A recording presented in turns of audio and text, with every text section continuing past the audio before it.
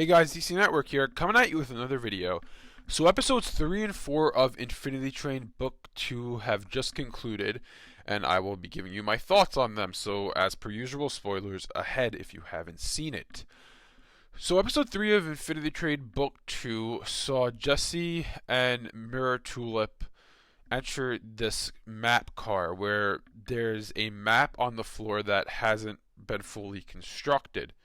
Now, Jesse had to construct the map for this Cloud person who actually was voiced by, I believe, there's no confirmation on this, I believe it was voiced by Wayne Knight, who is actually Newman in Seinfeld, and he's actually a character in Space Jam. I don't exactly remember his name, it's been a while since I've seen Space Jam, but he's in the episode, and that episode kind of, it was a cool adventure they went on, and then at the end when I believe it's the Flakes or the Flax, I'm just going to call them the Mirror Police as an easier term.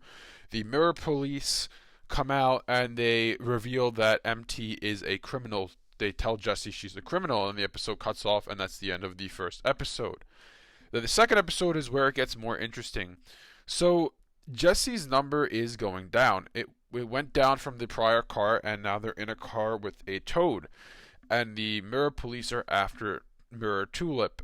And so Jesse and MT bond, and we kind of learn about Jesse a little bit more. We learn that he's not really the nicest person in the world. He's a follower. He likes to follow the crowd, where it ended up something happened, and his group of friends were telling him to push his brother. Basically, they wanted to push his brother down a hill, and Jesse agreed with them. They pushed his brother down the hill. His brother got hurt and started crying. Thus, how Jesse ended up coming on this train.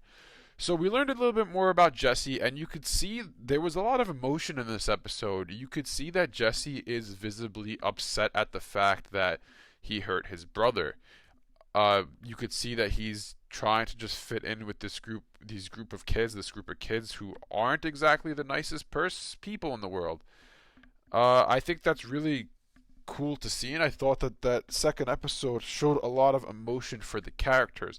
And in the end, it ends up bringing MT and Jesse even closer together. MT's starting to open up to him. So in a way, this season of Infinity Train's kind of, since every passenger of the train is trying to essentially this is like therapy for them. The train is basically therapy, trying to get rid of their flaws in their personalities.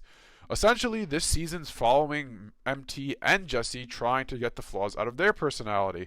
I still stand by what I said yesterday, that MT is the true protagonist of this season. I still stand by that. But it seems that there's a lot of development with Jesse as well. Now, quick side note before I continue. At one point, actually, they talk about how Jesse says how his lunch lady was really upset that he had a bunch of asparagus. And then MT said what seemed to be a throwaway line, unless if you remember from the previous episode, she said, oh, maybe she's on this train as well. And actually, in the first or second episode from last night, we see a lunch lady, I believe it's the first episode, we see a lunch lady enter the train, somebody with a hairnet. Apparently, I would assume that's Jesse's lunch lady, so that's a little Easter egg if you guys picked up on that. Anyways, I want to say that, honestly, so far, I think I like Infinity Train Season 2 better than the first season. The reason why is because I kind of got into this a little bit last night with my video, saying how Book 2 I have different expectations than I did for the first one. Well, the first season of Infinity Train, I really thought there were going to be a lot of questions that we had answered, like what is the purpose of this train? Like, this is because I thought the first season was Infinity Train, like, it's a mystery show. This show is about a bunch of mysteries about a sci-fi train, and we're going to learn about this train, and I thought there was like this whole plot that they had developed, but in reality that wasn't what it was. It was a show about a girl who's not in the best place right now, who's trying to basically resolve her problems, and then we found out the secrets of the train as basically a side effect of her resolving her problems and getting off the train. Now we know the show is basically, I don't really want to call it a mystery because I don't think it is anymore. That's what I originally thought it was going to be, but it's not really a mystery. It's more a show of a character developing show. It's more so of an emotion based show. You're trying to see the emotional distress that these characters are under and how they're trying to deal with what they're going through and trying to fix their flaws of their personality.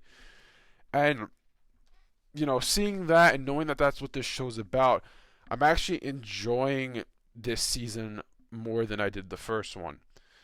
I think that this season as well, at least in my opinion, it seems to be more fast paced because we just finished episode 4. Jesse's number is down to 14. Mirror Tulip just escaped the Mirror Police again, and presumably my prediction yesterday was that by episode 6, 7, or 8, Jesse's going to be gone. He's going to be off the train. It's just going to be we're following Mirror Tulip. I still stand by that. I think that by the end of episode 7 or the end of episode 8, he is going to be gone. So basically, either tomorrow night or Thursday night, those episodes, Jesse's going to be off the train, and we're just going to be following Mirror Tulip trying to get her own life.